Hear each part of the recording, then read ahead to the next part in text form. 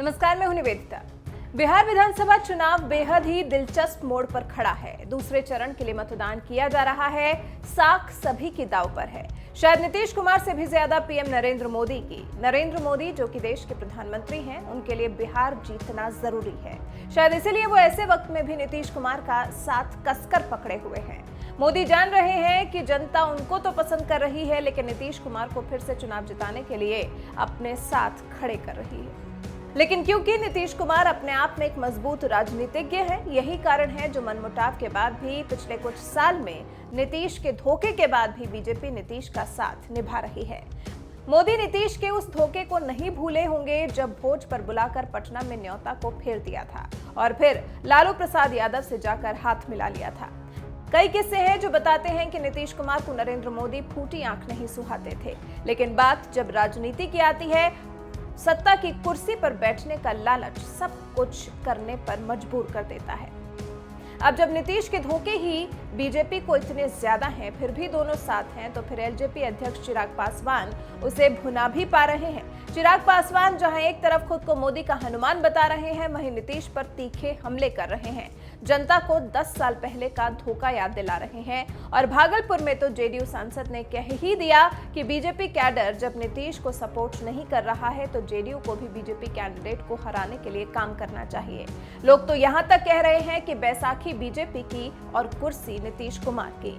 नीतीश कुमार के काम में बंदरबांट से बिहार की जनता त्रस्त लग रही है, कह रही है कि अब 15 साल हो गए, अब बिहार की जनता को बदलाव चाहिए। एक जो और पिक्चर बिहार चुनाव में दिख रही है, वो है इन चुनावों से मोदी के साथ ही अमित शाह का गायब होना। और ऐसा नहीं है कि अमित शाह कहीं जा नहीं रहे हैं, बल्कि बिहार चुनाव के चलते 6 नवंबर को बंगाल में रैली करने जा रहे हैं। तो क्या अमित शाह के बिहार चुनाव में नीतीश के साथ से नाराजगी है? हालांकि मोदी तो ताबड़तोड़ रैलियां कर ही रहे हैं, नीतीश के साथ सख्ती से खड़े होने का दावा भी कर रहे हैं, लेकिन यही भाव न बीजेपी और न ही जेडीयू में नीचे तक जा पा रहा है। कार्यकर्ताओं के बीच में इसे लेकर अनबन है ही। थोड़ा पीछे चले तो साल 2002 में वाजपेयी सरकार के वक्त जब गुजरात में दंगे हो गए थे, तो रामविलास पासवान की तरह नीतीश कुमार ने भी इस्तीफा नहीं दिया था। वजह शायद पटना में सीएम की गद्दी थी। हालांकि उस वक्त से साल 2005 के बिहार चुनाव के बीच में 3 साल का फासला था और फिर साल 2004 में जब केंद्र की सत्ता कांग्रेस के हाथ में चली गई, तो नीतीश कुमार ने अपना नया जनाधार बनाना शुरू किया, क्योंकि गद्दी तो उन्हें सीएम की साल 2005 में ही चाहिए थी, जो कि उन्हें मिली भी। लेकिन साल 2007-8 में बीजेपी के अंदर खाने से नीतीश की तरफ से गठबंधन का अपहरण किए जाने की बात सामने आने लगी थी। नीतीश को परेशान करने के लक्ष्य के साथ नितिन नवीन और नीतीश सरकार में मंत्री गिरिराज सिंह बिहार में नहीं बल्कि गुजरात में समय बिताने लगे थे। इसी दौरान नीतीश की तरफ से निकाली गई न्याय यात्रा में बीजेपी को साथ नहीं लिया गया। फिर जब साल 2009 में लोकसभा चुनाव के लिए लुधियाना में एनडीए की विशाल रैली का आयोजन था, इसमें लाल कृष्ण आडवाणी को पीएम उम्मीदवार घोषित किए जाने की योजना थी। नरेंद्र मोदी को भी आमंत्रित किया गया था। इधर नीतीश कुमार काफी संशय में थे। शुरू में शरद यादव को भेजने की योजना बनाई गई, लेकिन बीजेपी में दोस्त अरुण जेटली के कहने पर खुद गए। नीतीश ने जैसे ही मंच पर कदम रखा, तो उधर से नरेंद्र मोदी ने आकर एनडीए के सहयोगी का हाथ हवा में लहरा दिया। नीतीश कुमार को नरेंद्र मोदी के साथ अपनी ये तस्वीर खटक रही थी, क्योंकि वो हर एक अखबार की हेडलाइन बन चुकी थी। फिर बात साल 2010 की, जब बिहार विधानसभा चुनाव से पहले बीजेपी ने भी अपनी कमर कसनी शुरू कर दी थी। अक्टूबर में चुनाव थे। 12 जून को पटना में राष्ट्रीय कार्यकारिणी की बैठक का ऐलान किया गया और पटना की दीवारों को मोदी की तस्वीरों से पाट दिया गया। कोसी त्रासदी के लिए उस वक्त नरेंद्र मोदी ने 5 करोड़ रुपए का महादान किया था। लेकिन इस सब के दौरान नीतीश कुमार विकास यात्रा पर थे।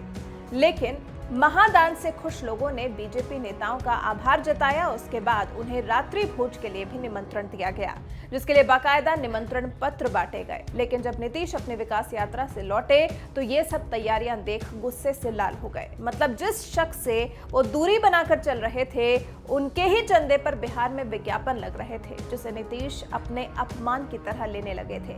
नीतीश कुमार ने संजय झा को बुलाया और सारे निमंत्रण वापस लेने का हुक्म सुना दिया। मोदी के इस दान से गुस्साए नीतीश ने विज्ञापन देने वाले का पता लगाया। पड़ताल में पता चला कि बीजेपी सांसद सीआर पाटिल ने विज्ञापन दिया और इस विज्ञापन से बीजेपी और जेडीयू के बीच में एक अलगाव आ गया। फिर अगले ही दिन 13 जून 2010 को पटना के गांधी मैदान में बीजेपी की स्वाभिमान रैली का आयोजन था। यहां मोदी ने सीधे तौर पर तो नहीं, लेकिन इशारों इशारों में बहुत कुछ कह दिया। नरेंद्र मोदी ने गांधी मैदान से हुंकार भरी, कहा, आप लोग बिहार में उस खंदक से नहीं निकल पाए हैं जिसमें अब तक पड़े रहे हैं। गुजरात आएं और देखें हमने गुजरात को कितना समृद्ध बना दिया है। उधर नीतीश को विकास यात्रा पर जाना था, लेकिन उनके साथ जाने वाले सुशील मोदी बीमार हो गए और नंद किशोर यादव किसी निजी काम पर निकल जाने की वजह से नीतीश के साथ नहीं जा सके। इस सब के बाद बात गोवा अधिवेशन की भी करनी जरूरी है। 9 जून 2013 को तमाम विरोध के बाद भी नरेंद्र मोदी प्रचार समिति के मुखिया बने, जिससे नीतीश का और असहज हो जाना लाजमी था। अल्टीमेटम दिया गया कि बीजेपी दिसंबर के महीने तक पीएम कैंडिडेट की घोषणा करे।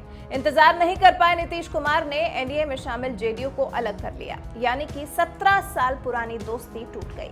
कुछ दिन अकेले चले नीतीश कुमार, फिर लालू प्रसाद यादव के साथ हो लिए। लालू के साथ आए तो साल 2014 में मोदी लहर भी दिखी और फिर साल 2015 में महागठबंधन ने जीत भी हासिल कर ली। लालू ने फिर से नीतीश कुमार को ही सीएम की गद्दी पर बैठा दिया, लेकिन 18 महीने के बाद ही सरकार में दखलंदाजी, मिट्टी घोटाला और आईआरसीटीसी घोटाले पर सुशील मोदी ने एक के बाद एक नीतीश के खिलाफ कई खुलासे कर डाले और नीतीश कुमार को आखिरकार यू टर्न लेना पड़ा। रातों रात बीजेपी के सपोर्ट से फिर वो सीएम बना दिए गए।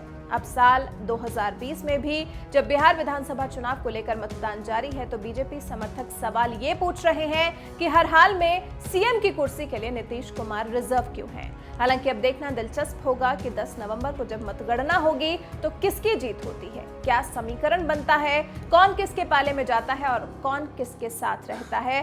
क्योंकि नीतीश भले ही मोदी के साथ हैं, लेकिन मोदी को वो कितना पसंद करते हैं, ये बात किसी से भी छिपी नहीं है।